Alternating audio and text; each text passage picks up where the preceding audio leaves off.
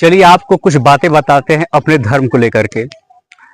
हमारे क्षेत्र में, उनका नाम नहीं लूंगा, उनका पता नहीं बताऊंगा, ये गोपनीय रहेगा। एक व्यक्ति हैं जो कि बागेश्वर धाम सरकार के भक्त हैं और वो 24 घंटे आप बोल सकते हैं कि वो भगवा पहनते हैं। उनका एक खेत है और वो अपने खेत में धान का फसल बोए हुए हैं और आलम यह है कि उसमें फसल ज्यादातर हो नहीं पाता है, बर्बाद हो जाता है क्योंकि उसमें बहुत पानी भर जाता है। उसकी वजह से उसमें बहुत सारी मछलियां अपने आप ही आ जाती हैं।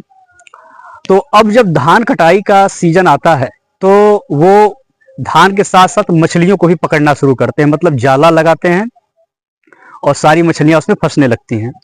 तो एक बार रात को उनसे मेरी मुलाकात हुई तो मैंने पूछा, भैया आप ये यहाँ पर क्यों जाग रहे हैं, क्या कर रहे हैं? तो उन्होंने बोला कि ये मेरा खेत है और यहाँ पर जो मछलियां हैं रात को इसमें फंसती हैं तो लोग इसको चुरा लेते हैं, लेकर भाग जाते हैं, तो मैं उनको बचा रहा हूँ। तो मैंने पूछा कि आप तो बागेश्वर धाम सरकार के भक्त हैं और आप लहसुन प्याज भी नहीं खाते हैं। उन्होंने कहा कि भैया हम तो ना खाइला,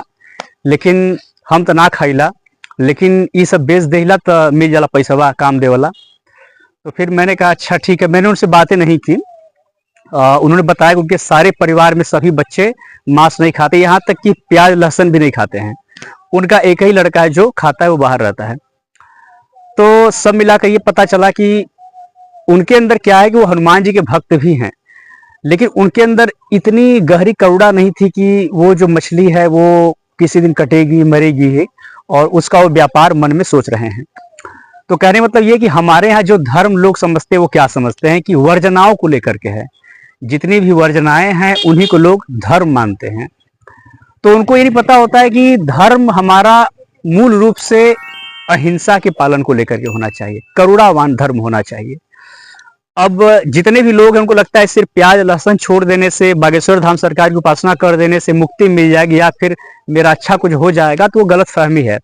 जब तक आपके अंदर पूर्ण रूप से करुण भाव या करुणा का भाव नहीं पैदा होगा तब तक आप धर्म और अध्यात्म के रास्ते पर आगे नहीं बढ़ सकते हैं। तो मेरा यही कहना है कि वास्तविक धर्म को समझें, और ऐसा नहीं है कि जो आपको भगवा वाला व्यक्ति दिखे वो पूर्ण रूप से आपका करुणावान ही हो, ऐसा संभव नहीं है। तो आप ध्यान दीजिए कि इस धर्म को प्रचारित करना है और हमें अहिंसा परमो धर्म को ज्यादा प्रचारित करना है और करुणावान जीवन शैली को अपनाने के लिए लोगों को प्रेरित करना है। सभी को धन्यवाद।